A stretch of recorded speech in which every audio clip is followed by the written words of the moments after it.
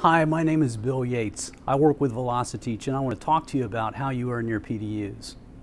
December 1st, 2015, PMI changed the way that we report our PDUs by introducing the talent triangle.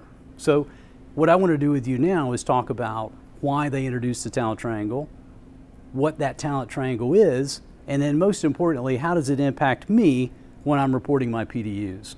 The first question is why? Why did PMI change the way that we earn and report our PDUs? Well, it's based on surveys. PMI surveyed the project management community, specifically those who employ project managers like you and me, and said, okay, what are the skill sets that are needed? What are the competencies and the knowledge that's needed in order to be successful in the role as a project manager? The talent triangle came out of that. PMI reflected back those survey results and said, we really need to have training, we need to have professional development in these three areas. So these three skill areas are a part of the talent triangle. The second question is what? What changed? What does the talent triangle do to how we earn our PDUs?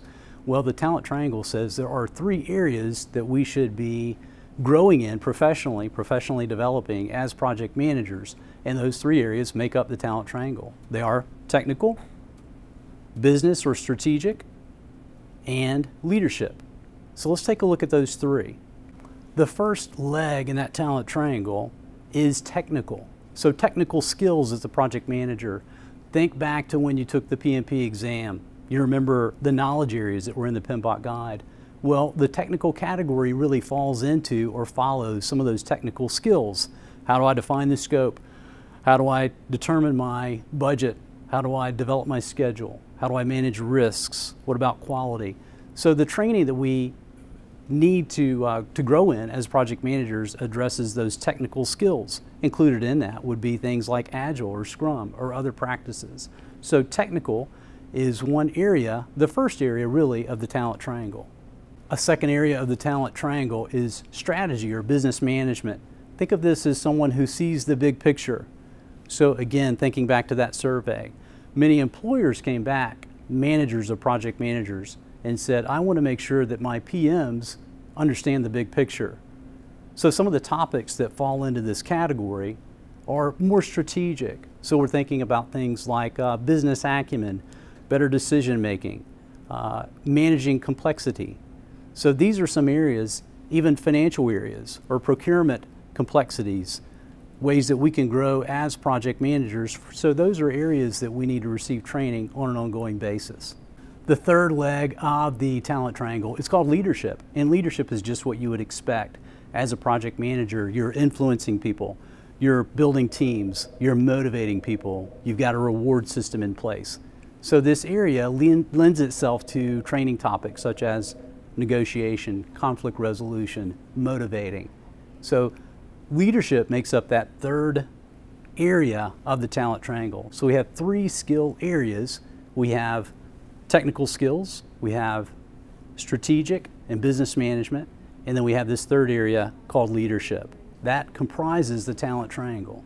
We've dealt with two of the questions. We have a third question that remains. We've talked about why PMI changed the way that we earn our PDUs with the introduction of the talent triangle. And then we've talked about what that talent triangle is and the three different legs to it.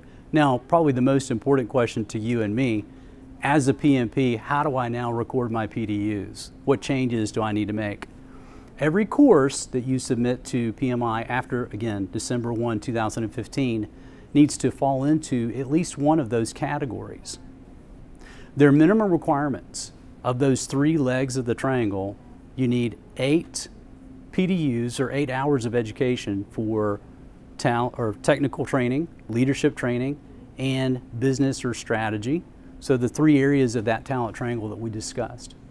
8 is a minimum. The good news is all Velociteach courses are registered with PMI, and we've selected the PDUs that they fall into, what category they fall into. Now let me point out one other thing too. Some of the courses count across several of the areas of the talent triangle. You could have one course, for instance, that's 5 PDUs. It could be the first 2 PDUs go to technical skill, the next 2 go to leadership, and then 1 PDU goes to business or strategic. So Again, one course, 5 PDUs could be split across the 3 different legs of the talent triangle. Again, the good news is we've got you covered. All of our courses are registered with PMI and they go to the specific area of the talent triangle. Hopefully this time together has been helpful. Now you understand the talent triangle, why PMI introduced it, and the impact that it has on you as a practitioner who wants to maintain their PMP and register those PDUs.